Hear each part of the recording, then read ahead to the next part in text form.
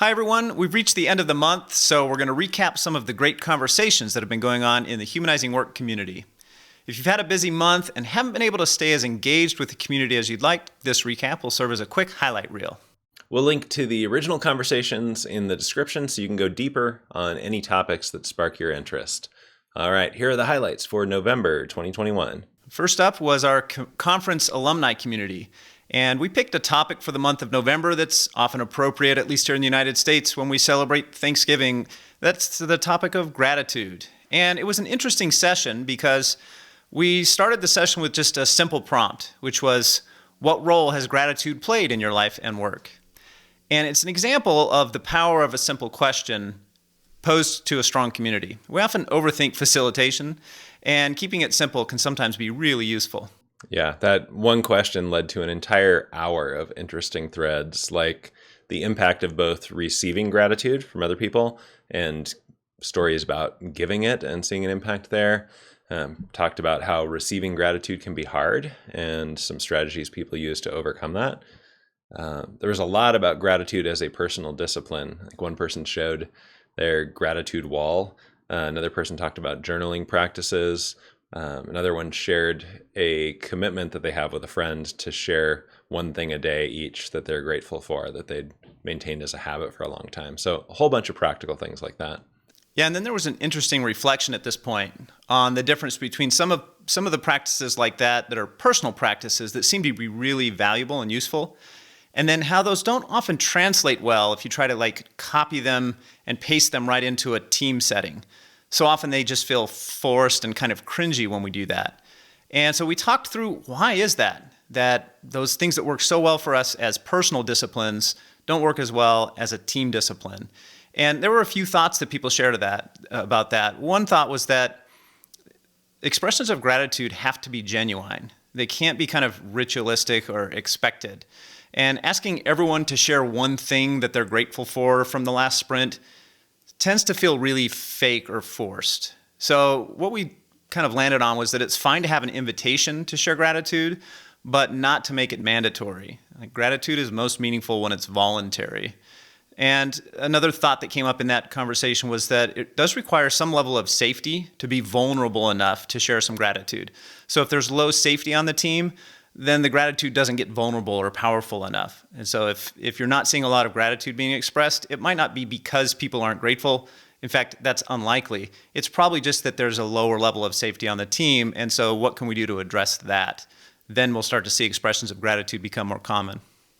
You know, Peter, with this session beyond the content itself, I was just struck again by how powerful this community is. From that simple prompt that you posed, people shared meaningful and vulnerable experiences, and we captured this whole list of important ideas and tools to help us in our lives and at work.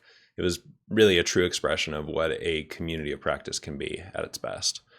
Moving on to the second Friday, we had our ScrumMaster and Coach community, and the topic there was launching teams. How do we get teams started? How do you actually get a team to form?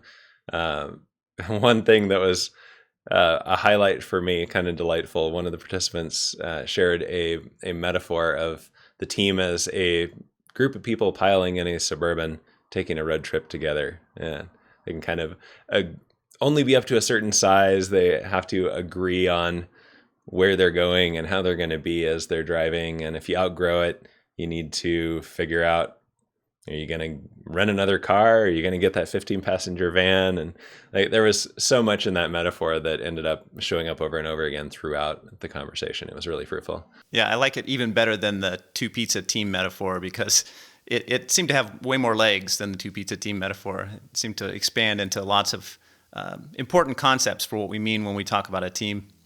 One of the things that came up in this session also was how we even define the word team. And we've always defined that as a group of people that collaborate towards some shared goal or outcome. And then we got into the definition of collaborate. So if we're collaborating towards that shared goal, what does that mean? And we differentiated two terms that are often used synonymously, which is collaborate and coordinate. And we define collaborate as work together, do the work together. and coordinate as plan the work together. But when we're coordinating, it's a frequent pattern that we plan the work together, and then we kind of go off into our individual offices or our individual spaces and execute alone.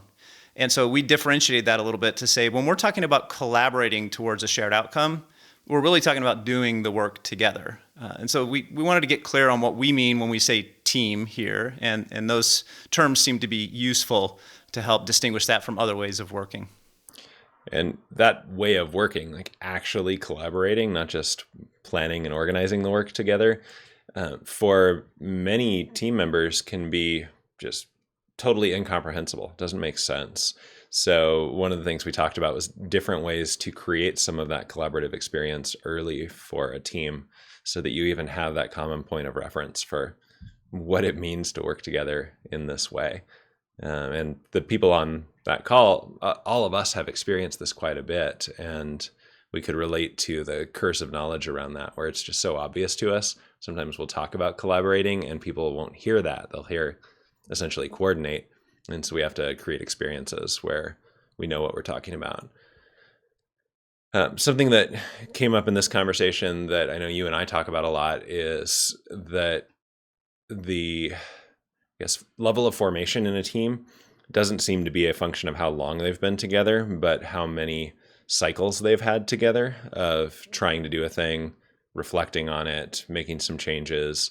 So how many iterations or sprints, to use some of the Agile terms, it seems to be more of a factor, and that nudges us towards shorter ones early on if we care about building a team quickly. So we talked about like our love of the one-day sprint and doing a sequence of those early in the life of a team or when you're reforming a team, because it just forces you to figure out how to collaborate and gets you a bunch of cycles, 10 cycles in 2 weeks instead of the typical one cycle over 2 weeks. Yeah, one of the other topics that came up kind of related to that and to this idea of collaboration is that, one of the reasons a team is more powerful than a group of individuals is because the individuals on a team have different perspectives and expertise and strengths. And so you have a broader set of strengths to draw from. And so you really benefit from collaborating, from doing the work together, where you have at least two perspectives on it. And if you're doing larger groups that are collaborating, if the full team is collaborating around something, for example, you get the benefit of everyone's strength if you structure the collaboration well.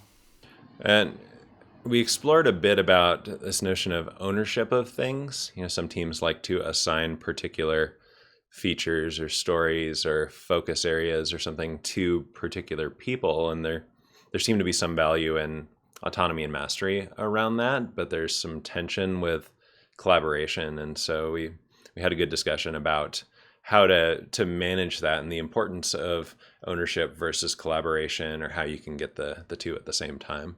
And since this was a group of Scrum Masters and coaches, one of the topics that came up was kind of an anti-pattern that we see in some organizations where the Scrum Master is viewed as like a neutral facilitator that doesn't take a stand on things, kind of a compliant stance, and how that can be a real weakness on a team. What one of the participants called this the Scrum Master rollover. I'll just roll over and do whatever the team tells me to do. And then we talked a little bit about how the Scrum Master is really a leadership role, and they need to take a stand and lead out. And that stand should be visionary. It should be, here's what I see as possible for our team. And that the most effective Scrum Masters and coaches that we've worked with have worked out that difference between there are times when I need to be a neutral facilitator, and there are times when I see something and I'm aware of something and I need to take a stand on it. Mm-hmm. And an example of that we talked about was the value of explicit working agreements, and how team members may not see the working agreement as something that's important. So we talked about framing that as a product. And of course, customers don't care about the product. They have their own jobs and challenges and things they care about. And somebody mentioned a question that was great for that, like, what's getting in the way of you doing your best work? Asking your team that, and then thinking about what can I build into our way of working, into our work system that helps meet some of the needs expressed in that. I thought that was fantastic. Yeah, almost like a customer interview question for the people on the team. Yeah. And then as we were talking about the working agreements and what can go wrong if we don't have them in place, if we haven't explicitly talked about that, there was this great quote that came up in the session. And here's the quote: "Unexpressed expectations are premeditated resentments." And I thought that was just a beautiful way of saying that, a beautiful phrase for that. Then last thing we ended up doing was demoing our team launch sequence. We didn't set out to do this, but we've launched and helped people launch a lot of teams in our like multiple decade careers in this agile stuff. And recently we launched a product.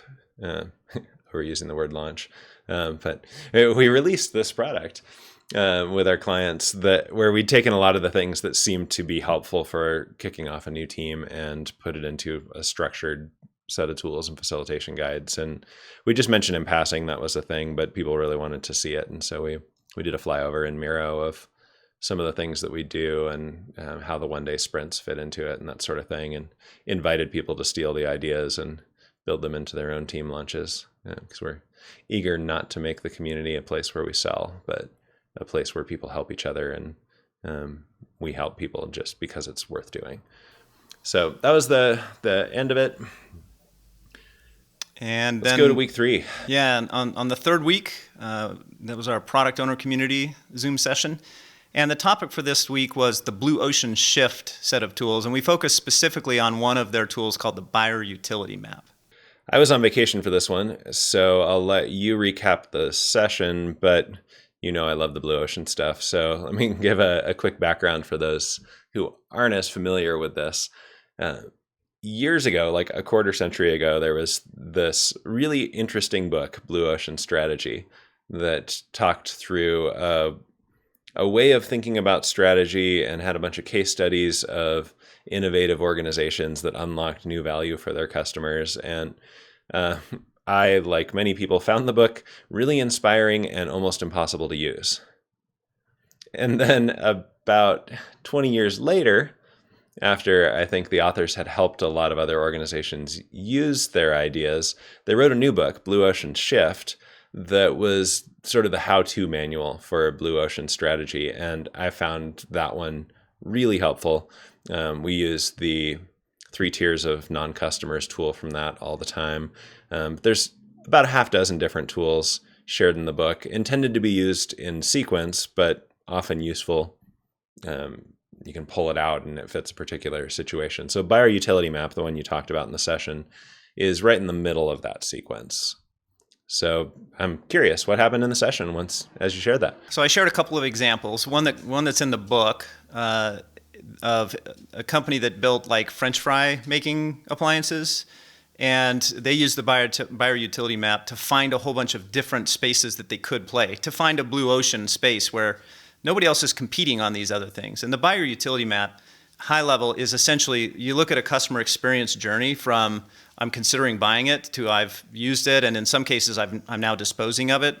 And you look at that in sequence, and so those become columns, those stages of the customer experience. And then there are these different types of utility that we can provide at each of those stages, and those become kind of the rows or the lanes in this matrix. And so we shared the example of what they came up with. Spoiler alert, they essentially invented the air fryer as a result of using the buyer utility map. And then we shared an example from our company, from the Humanizing Work company, for the agile training industry, and looked at where the agile training industry is really competing, what's the red ocean space, and where are they not really competing in the customer experience journey. And then we invited everyone that was playing along to dive in and do the exercise. And what we found, a couple points from that, is that this is really a generative exercise in that it doesn't tell us what to do. Like it didn't, at the end of that exercise, nobody in that French fry making company said, oh, I know what to do now. We should build an air fryer. But it helped them and it helps us to see kind of blind spots and opportunities in the industry. So it's really generating possibilities. And then the later tools in the set help us to shape a strategy and what solution will we develop related to that. So that was a key point, is that this exercise is not going to result in a strategy, but it might result in ideas that then we can form into a strategy. We also realized that getting the industry right is important, because this is an exercise where you're analyzing your industry. You're not analyzing your company or your company strategy, but the industry as a whole. And getting the industry right is important. For example, we picked agile training as the industry, not consulting, because consulting was too broad to be useful for us. And we did, while Humanizing Work has a vision for a movement around humanizing work, we didn't pick that as the industry of other movements because it's too soon in our strategy for that. So we use the question like, where do you find yourself needing to compete? That's probably the right level to focus on for the industry. And then tactically, we found that as you're starting to fill out the different parts of the matrix, we found it much more useful to go column at a time and move through the different types of buyer utility in each column, rather than try to go a row at a time to pick this type of utility and move through the journey and then pick this type of utility.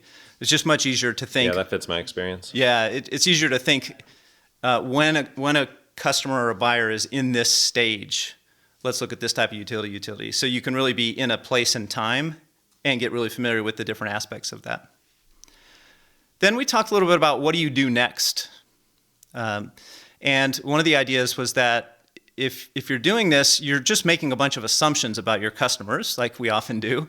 And so this is another tool to use to capture insights from customer interviews. So if you're out doing customer interviews, you could shape the agenda or the script for the interview based on the journey and ask specific questions about when they've been considering purchasing, the last time they considered purchasing. Tell us a little bit about the experience, and then we can take some notes over this model and ask some open questions about their experience at each stage. And then, like we said before, that really just shapes ideas that then we would use in other tools to help derive a strategy. So that wrapped up the product owner community session. And week 4 is usually our leadership community, but that lands on Thanksgiving break here in the US.